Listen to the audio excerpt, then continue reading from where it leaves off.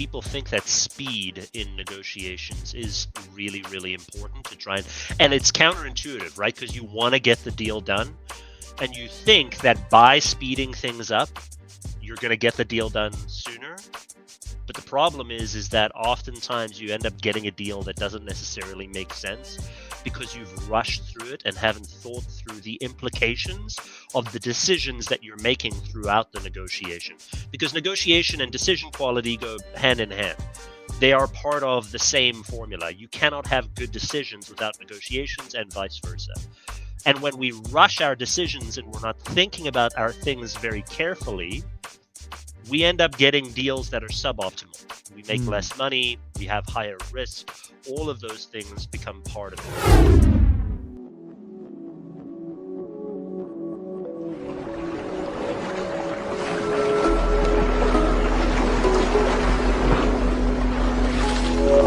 Hey, everybody. We are live. Path to Mastery podcast. Welcome. Today we have a special episode. I know I think I say special episode every episode, but I just love negotiations. It's like one of my favorite things. Like if someone's like, David, why do I hire you? Like in the real estate world, I'm like, because I am an awesome negotiator and I'm going to get you more money. Or I'm going to get you what you need. So anyway, I love this conversation. So Mark, how's it going today, man? It's going fantastic, but now I don't feel so special. I mean, if you say this to all your guests, come on, man. This is going to be a great show today. Maybe we should call it the most stupendous, amazing episode you've ever had. Amen. Well, you know what? But I did follow it up with saying this really is special because of how much I love negotiation. So, I think it's really, really critical to being awesome at sales. So appreciate you being here today, man. Thanks for having me. Let me a quick bio for you. We're streaming on Clubhouse. We're streaming on LinkedIn. We're on YouTube. We're on Facebook. So anywhere, and then we'll be live on podcast on Apple Podcasts in the next couple of weeks. There's a link up top in Clubhouse, Path to Mastery podcast on Apple. So please follow the podcast, and you can hear us live. And well, actually, you're hearing us live now, but you can hear yourself. And if you want to jump in, just raise your hands, and we're going to open it up for some questions in a little bit as well. So you guys are welcome to contribute and be involved in the podcast. All right. So Mark is. Let me pull up your bio here, Mark. Just so we can tell our listeners. Don't make me sound more important than I actually am, man. Well, I will. I'll do my best to not do that. Okay. But you're the founder and CEO of Negotiations Ninja, which sounds awesome. World-class negotiation training tailored to your needs. Mark's an entrepreneur, sales and procurement veteran, podcast host, speaker, and recognized negotiations expert. Mark has led C-level negotiations for many years for a variety of companies and industries. He's now running his own negotiations training company. Mark utilizes his extensive speaking experience to deliver engaging, usable, and market-relevant training to underserved markets. Also the host of two incredible podcasts, the podcast, The Negotiations Ninja, and also the Content Callout, which is a B2B content marketing. Mark, brother, what's up? Thanks for being here. Yeah, man, I'm excited. We're going to have a great show today. I can already tell that it's going to be a great show today. How can you tell, man? How can you tell? It's your attitude, man. It's fantastic.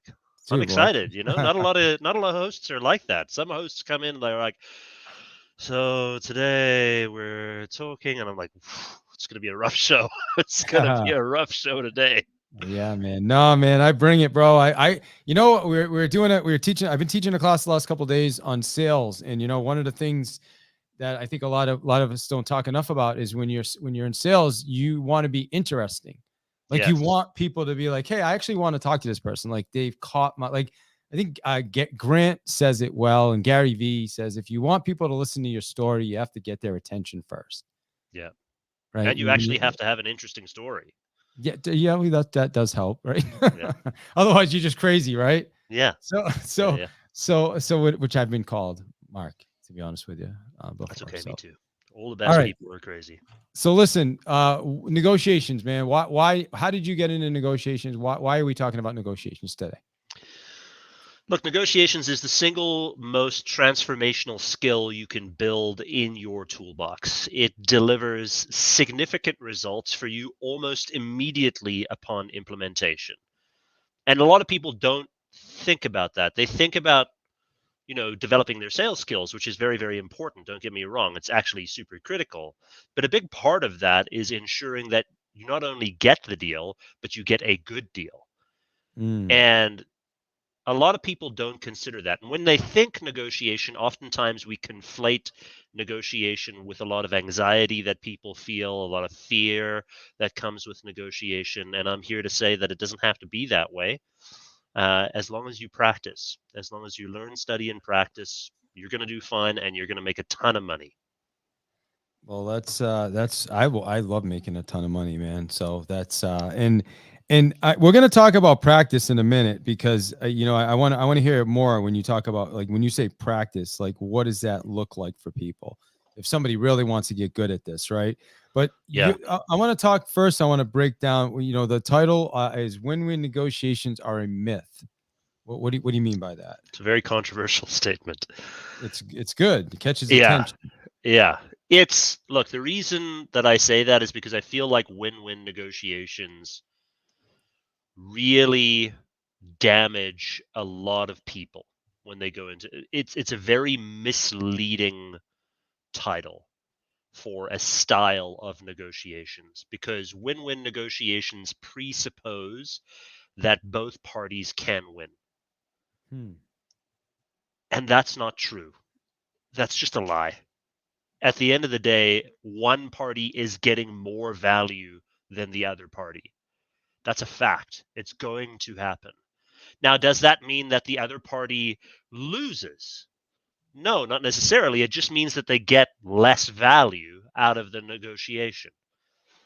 But if you come in with a win-win attitude and a win-win mindset, you become morally obligated to ensure that the other party gets a win. Hmm. And if you are morally obligated to ensure that the other party gets a win, then you have to be completely transparent with each other because there's no way to be able to determine that unless you're not. And if you are completely transparent with the other person, that means that you are trusting them at the same time to also be completely transparent with you, which they Got it. probably are not going to do. All Which right. means So that you're going to be releasing all of this information under the hope that they're going to be transparent with you. Very, very dangerous situation to put yourself in. All right, so I'm gonna give you some little resistance on this Do it. this now, Let's do it. okay? Because I- yeah, I think for some, just getting something done is a win, right? Like, Yep. for some people, helping them just to maybe the other person. See, this is where I'm struggling because I feel like a lot of times just getting it done is the win for both parties. What do So you so mean by that? all right, so I'll use real estate as an example. Right. That's the example I've spent the last 20 years of my life in. Sure. There's a lot of times people get in their own, like you. I'll help a seller to get a deal done. Maybe they're taking a little bit less than they want to, but because of them doing that, they're achieving their goals. So because they're getting emotional. Like, I don't know about you, but I've seen people like shoot themselves in the foot out of emotion, and then they regret it down the road, right? So Yeah. sometimes, and I guess that's where I'm going. Maybe and I want you to make me wrong. Like, I mean, if it I am sounds like you're wrong. agreeing with me so far. Well, I'm agreeing with you, but I still think it's a win-win. I think if both parties get it done, it's a win. Okay, And so I- and this is what's very important. So let's classify what people want to they need and what they want out of the deal. This is mm, incredibly important because you're right. Most people, especially in real estate, go into the negotiation just kind of winging it, just hoping to see what they can get out of the deal, and that's a big mistake, right? They don't really know what they're looking for. They don't really know what they're trying to achieve. A big part of your job is to be able to help them determine what they need and want, right? And yeah, so 100%. And when we help think them. about Yeah. that in that context, right, you probably have clients come to you and they say things like, "Well, I want to get a good deal." Well, what does that actually mean? What price do you want to sell or buy at? What terms do you want to be able to operate at? When do you want to move in? All those kinds of things are part of what makes up a good deal. Now, if the party has a range of acceptable outcomes, right? There's a range of prices that they can or cannot accept, or will not sell at, or there's terms that they will or will not accept, or there's a range, then that helps us to be able to determine what the good deal actually looks like. If you're saying to me getting them any deal is a win, then I would highly recommend that that's not the right way to approach it. But I know based on how you're talking, that's not what you mean. What you mean is let's first determine I'm what helping you need them. and want out of the deal, and then let's try and help you achieve those things. Yeah, I'm Right? helping them achieve the goal. Yeah. Right, So so exactly. so I remember when I first got licensed, and this is 20 years ago. November's 20 years. Something somebody said to me. He said, if you learn and this may, yeah, he said, if you learn to make everybody feel like they got a fair deal, you're going to be really, really successful. Yeah. Okay. So Uh, this is, and I'm going to push back a little bit here as well. This all is the right, problem awesome. that I I love have it. with people that believe in win-win overall Mm, is they say things like that. They say things like, "Well, I want you to feel like you've gotten a win." Okay, so it's not actually a win. You just want the person to feel like they've gotten a win, or you want the person to feel like they've gotten a fair is deal. But what does is fair actually mean? Fair is not based on what your perspective is or what the seller's perspective is or even what the buyer's perspective is. It's different for each person. And in order for mm, it to be completely fair, all parties have to come together to be able to actually objectively determine what fair is. And that's never going to happen. This is why I mm, mean win-win is a myth. It's just we're making up words. I'll give you an example. I sell negotiation training for a living, right? So I was having a discussion with a person that I was selling negotiation training to, and they said, "Mark, can you get me a deal?" I said, "Well, help me to keep it interesting for me, right? Let me know what you can give me in order to give you a deal. I can give you a deal, but I won't unless you give me something in return." So she said, "Well, I mean, getting the deal for you is the win, so you should just give me a deal to get the win." I was like, "Whoa, you called me, right? Like you want this more than I do. So in order for me to be interested in doing this deal with you, you have to offer me an incentive to give you a deal." And she said, "Well, that doesn't feel like a win-win for me." I was like, "Well, it's a win for you, it's not a win for me." See, so mm. people throw around these words, and they make them sound so amazing. And look, it sounds great. Win-win sounds great, but most people don't actually mean that. They don't actually mean that both parties, like at the end of the day, Yeah. someone's getting more value. Well, okay. I feel like I agree with you. I agree with you. So I'm not going to tell you I disagree with you. And I kind of still see it like is like my thought process is if somebody feels like they got to win, they got to win, Sure. right? I mean, Listen, you because could get a terrible deal and I'll make you feel like you've gotten a win all day. Fantastic. so Congratulations. Well well, done, David. yeah, Well done. I love it. You really Look, raked me over the coals on this one. Ah, My come on, man. goodness. Listen. So here, here's just I've dealt with some people that are their own worst night enemy, and they sabotage themselves, and sometimes Big you just time. got to help them Yes. get to where they need to get. So you and I could probably go back, and I'm going to be on your podcast next week, and we can talk more about that. But We're going to have a I do ton of want to fun. talk about I do want to talk about like negotiation and what would you say what makes somebody a really strong great negotiator, like a ninja, like you're a They know what they need negotiations and ninja. they know what they Okay. want. And they're very clear about that before they go into the negotiation. And this is really, really important. So many of us, especially in the sales world, are very customer focused, right? We think about our customers' needs and wants, and that's super important. Don't get me wrong. I still want you to do that. But oftentimes we sacrifice our own needs and wants for the sake of the customer's needs and wants.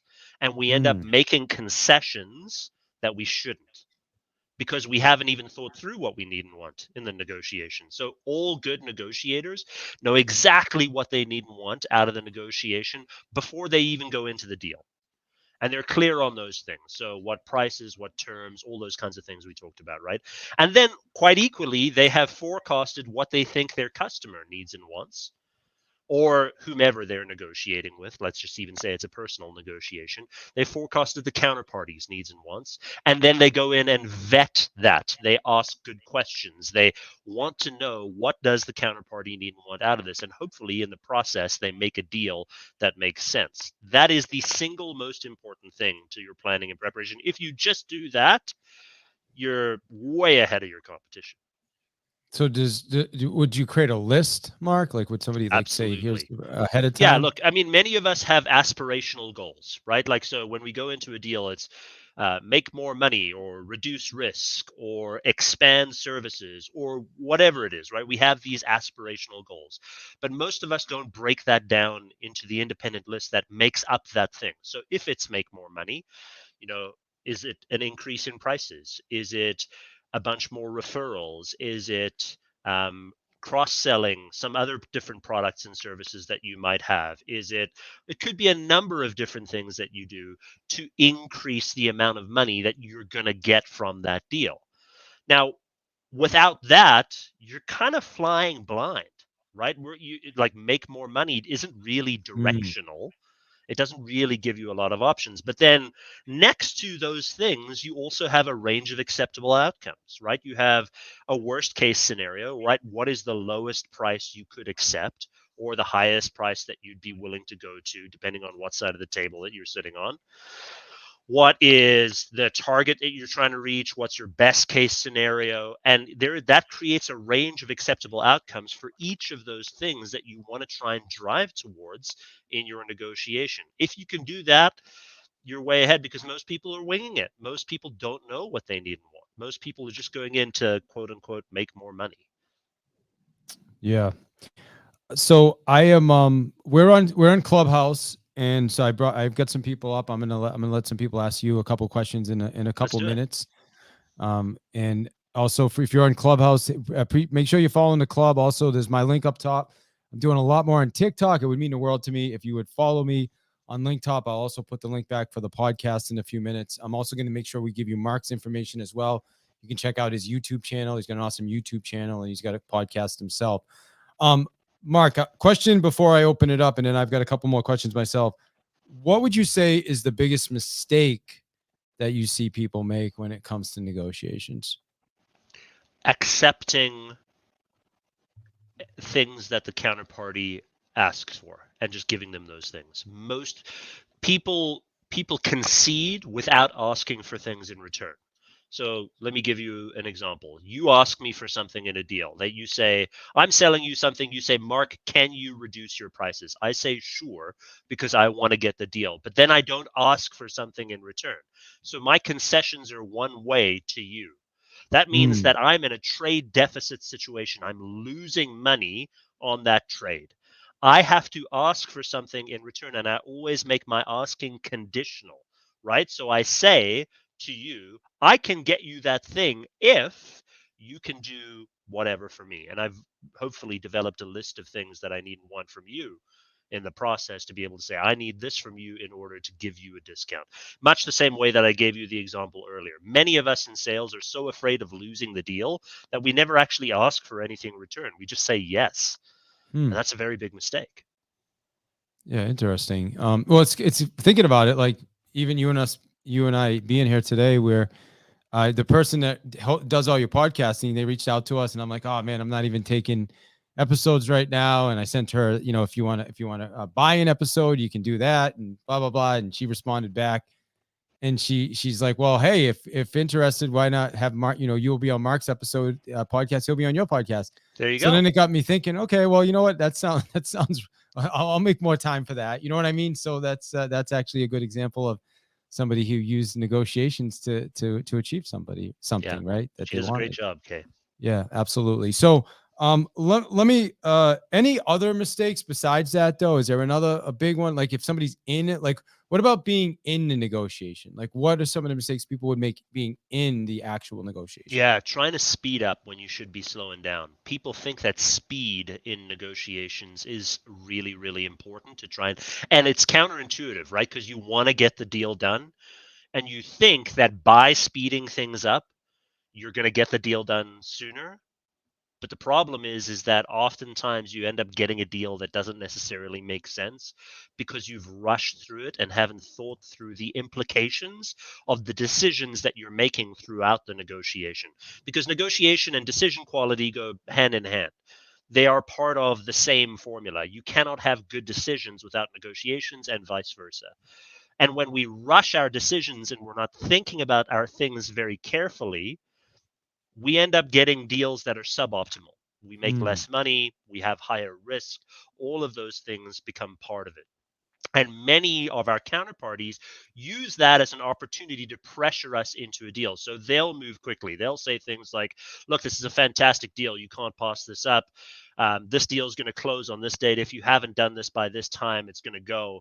Most of the time, it's actually probably a good idea to let those things go if you cannot make a decision by then, mm, because a deal that's made under pressure of time usually results in a suboptimal deal. And sometimes it results in a really bad situation where it actually costs you more to have done the deal than to not have done the deal at all. And I've been in many situations like that where I've come out on the end in the early part of my career going, what have I done? Now this is way more costly for me. It's not what I wanted. It takes a significant amount more effort, and then you just wait for the contract to be done or look for deals that where you can exit that at yeah. any moment in time. So here's what I'm thinking as I'm listening. I love the conversation and being a salesperson, sales trainer, 40 years salesperson. In sales, you have to create urgency to be Yes. successful, Yes. right? So you agree with Do you do how you create urgency or do you identify the urgency and then just use that to your benefit? well you would I like that you said that you would identify urgency, right? You would and help. I guess it could be the same thing, creating it, but then you would use it not to my benefit, but to the benefit of the party that you're trying to help make a decision. Does speeding up that help them make a better decision? Or does it just help you get the deal done faster? Does speeding it up help them make it may help them make a decision, period, right? Where a lot of people are struggle with making decisions and they're indecisive. Yeah. So So, what you're talking about is using what I've said as an offensive tool rather than being very cautious of it as being defensive. So I think we're talking about the same thing from different sides of the spectrum. I'm saying be cautious about people who would use that to force you to make a decision faster, thus mm, reducing your decision quality. You're saying, hey, we can also use this as an offensive tool to help people make decisions faster by implementing time constraints into the deal. The answer to both of those questions is absolutely. Yes, you yeah, can use it as an offensive tool, but also you need to be very cautious about it being used against you to make a decision that you shouldn't necessarily make. yeah. I think you just have to know when to. Do you think patience is important in Yeah, negotiations? We have to. yeah, absolutely. It's probably the single biggest thing that I struggled with over the course of my career is patience. I'm not a patient person. I'm very impatient. And I've had to force myself in multiple occasions to implement patience into the deal. In fact, there have been many situations where I've consciously forced myself to slow down the pace of the deal to ensure Mm, that I'm making the right decisions and thinking it through very carefully. Because everyone gets wrapped up in the emotion of the deal, some more than others, but everyone gets wrapped up in the emotion of the deal and it gets exciting and you want to close it. But that's when you're most vulnerable. When your emotions are wrapped up in the outcome that you foresee, you make big mistakes. So you've almost got to try and separate yourself from the emotion as much as you can or manage it as yeah. best you can by slowing down so you can make better quality decisions. Yeah, love it. The other thing I'm thinking about too is sometime. Well, I think it depends on the size of the deal, right? If of the deal and the impact of the deal, right? I mean, if you're buying if you're buying a private jet or something, and you don't really need that, that's probably going to have a lot more of an impact on you than if you're going to be signing up for $1,000 course and have reluctance about doing that, right? Yeah, exactly. Um, And you've got to think, I mean, all of it comes into play, right? Your risk spectrum, your cost like all of it comes into play. And I think it's going to be different for every person that goes through it. But whatever you have to do to try and make better quality decisions, and for me and for a lot of people, that means slowing things down yeah, so that you can think through it. That's very important. yeah, I'm We're I'm not going to guessing. all be like Grant and go and drop 50 mil on a brand new jet, and it's not going to make us, Yeah, we're just like, oh, no big deal, like whatever, right? That's not, most of us aren't in that yeah. position. I'm I, not even sure why I said jet, to be honest with you. I must be yeah, thinking about. I'm like, should have. Yeah, I should have I, said. I, I pray that all of us are in that kind of position one day. Yes, yes, we shall be. All right. I want to see if does anybody on the clubhouse stage want to ask a question of Mark. If you do, just give me a mic flash, and I will call on you. And well, looks like Mark, we may not have any question takers. Oh, I'm All sorry. good. Looks like That just Kelly. means we're Hold on. having a great time. We have Kelly Sanders here. Saunders. I'm sorry, and she's in automotive sales, so I love that. All right, Kelly, how's it going today? Let me make sure I give Going her good. a How are follow. you? I'm doing good, Kelly. I just gave you a follow as well. So Hey, yeah, we're Kelly. here with Thank with you. Mark, and Mark is a negotiations Hey. expert. All righty. I'm going to go ahead and follow you back. There we go. So I was attracted to this conversation because of the title, Win-Win Negotiations Are a Myth. So when I first started in retail automotive sales about a decade ago, my manager had said, it's not a good deal unless it's a lose-lose deal. If Hmm. you're not happy and your customer is not necessarily like the happiest, like they didn't get every single thing that they came in and asked for, then that's how you know it's a good deal. I would love for you to give your thoughts and perspectives on maybe that lose-lose negotiations Wow, thought I've process. never heard that.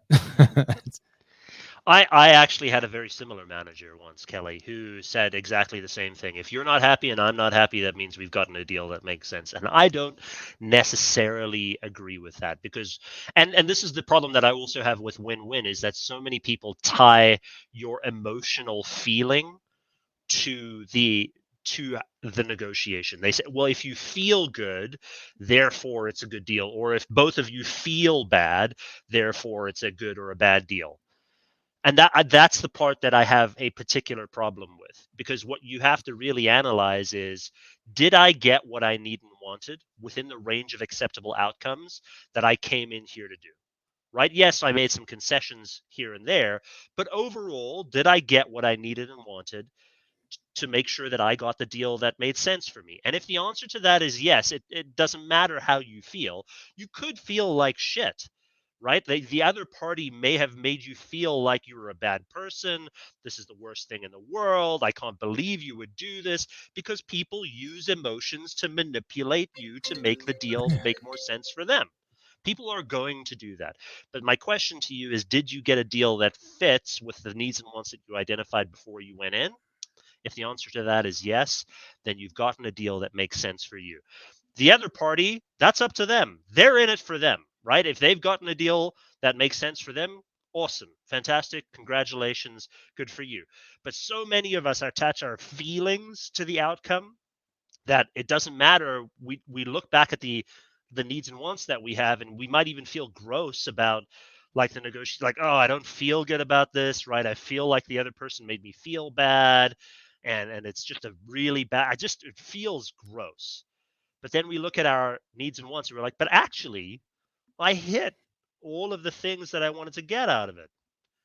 So your feelings, I think, our feelings, we all do this. Our feelings sometimes mislead us. And sometimes we feel, this is the point that I was trying to make earlier with David, we feel even amazing, right? We feel amazing about the deal. We walk out, we're like, that was great. It was the best deal. Wow, I feel fantastic. And then we look at our list of things that we were supposed to get and we realize, oh, I didn't hit 7 out of 10 of these things. Oh dear, but I feel amazing. And so I just want everyone to be very cautious about attaching feelings to an outcome when we should be thinking about, did I achieve what I needed to achieve? Yeah. Well, if you have your list ahead of time, then check the list, right, Mark? That's right. You go into it with, these are the things I'm looking to walk away with, and maybe here's some things I'm willing to compromise on if I have to. And yeah, at the end of the day, Yeah. I agree with that 100%. And Hey, David, great look, question, people are Kelly. manipulative, right? Like they're going to use emotions to figure out however they can use you and work you through the negotiation. So we've got to think about that too. Yeah, great. Kelly, thank you for the question. Appreciate you. We get probably time. One more question if we want. Armando or Jay, if either of you want to ask a question, I'll give you a couple seconds. Otherwise, I'm just going to jump back. All right, cool. All right. Well, so Mark, I want to bring us back to where we started when you talked about practice. You said, we have to learn, I think you used the word practice. Is that the word you used? Because that's what I wrote down. Practice. Yeah. Talk to us about practice. How does somebody get practice and get better at this? You have to make it a part of your life. Many of us in sales are negotiating on an ongoing basis daily, and that's fantastic. But you've got to make it, when I say practice, it's not just practice negotiating, but make it a practice. What do I mean by that? Like yoga is a practice. Martial arts is a practice. There is no perfect state. There is no perfection. It has to be something that you consistently work on an ongoing basis to improve all the time. And I would much rather see people make small incremental improvements than do like one course and then be done with it and just say, hey, I'm a negotiation expert. You're not. You have to use this as a part of your life. So read a ton of books, listen to a ton of audio, listen to this podcast, listen to tons of other shows that are out there about sales and negotiation. You're going to pick up things, but then don't just listen, implement. Yeah. Because I can't remember who said this, but they said knowledge is not power. It's the implementation of knowledge that is power. And that is true. So make it a part of your life. Make it a part of your daily sales and negotiation practice. Yeah, I have to agree with you 100% on that. The same thing with sales. I mean, we have to practice, and the more we do it, we just get better at it. And I'm guessing negotiations exactly the same. Yeah. And you get and there's probably there's no template. I'm imagining, like, you can't just show up and say, okay, here's like the exact blueprint. You have to be able to bob and weave. Is that accurate? Yeah, I think that there are strategies that you can use to be more prepared. There are strategies that you can use to have better tactics in your negotiations. There is a need for your ability to be fluid in the negotiation. Michael Wheeler, who's a professor out of Harvard, negotiation professor, likens the act of negotiating to jazz, right? The better musician you are, the better jazz musician you're going to be. Right? If you can read sheet music very, very well, if you've performed in front of large audiences, you're going to be a better jazz musician because you can pick up and move and weave where you need to and play off of the other players. The same is true for negotiation. The better negotiation and more disciplined sales professional you are, the better negotiator you're going to be in the moment because you can now use that to your advantage in the situation. Yes, you're going to have to bob and weave, but I would say that comes with time and practice, right? And so you're going to learn what you can. And each industry is different, right? Auto is different to real estate, is different to B2B, is different to retail. Like it's all different in how you manage customers and how you manage the customer interaction. So the more experience you have in one particular industry, the better you're going to be at bobbing and weaving in that industry. So besides, the obviously books and podcasts are great, but I like to use a metaphor like you can watch Michael Phelps swim back and forth, and he could do a lesson for you and have a whiteboard at the side of the pool. But until you get in the pool and start swimming, you're never going to learn how to swim. That's right. So how does somebody get in the pool for as a metaphor? Go take a course, right? And don't just limit yourself to one course. We've got a number of courses. I know that Grant's got a number of courses. You've got a number of sales courses as well. Take a course. Learn how to negotiate. Don't limit yourself to one way of doing it. There's many negotiation and sales trainers that will say, this is the only way that you should do it. And that's a lie too. Please go and try a number of different ways to approach it and address it to make sure that you're learning as much as you can from a wide variety of different coaches, because you're going to get something out of all of those experiences.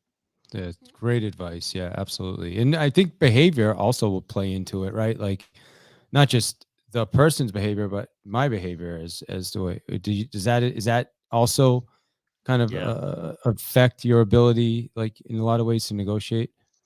I think so. I think the, Zen Buddhists have this saying called Shoshin, which means approach something with a beginner's mindset. So I feel like if you're approaching this discipline, this practice of negotiation with a beginner's mindset as much as you can, you're always going to learn something new, where you're going to watch someone and go, hey, I can integrate what they're doing there in this completely unrelated field into what I'm doing over here Yeah. in my practice. And always trying to pick up little bits and pieces where you can start improving in what you're doing, and test, and test, and test. Sometimes it's going to work. Sometimes it's not going to work. Sometimes you're going to bomb, and that's okay. That's part of how you get better, because there can be no improvement without failure. So make sure that you account for that, and it's going to happen. It's not a fun thing when it happens, but remember to keep going. You have to, it has to happen in order to grow, right? You can't, if That's you're right. not expanding, you can't grow. I love too what you said about the different industry, because we were talking about this morning. Ironically, is, somebody had said, I was telling them about an event that's happening with all general salespeople coming together, and they're like, well, I really want to focus on the real estate events. I'm like, well, sometimes it's good to get in those other rooms because you get different perspective, right? Like you can hear something from somebody else in a different industry that you'll incorporate into real estate that'll make you a better real estate agent. Right. Exactly. Yeah.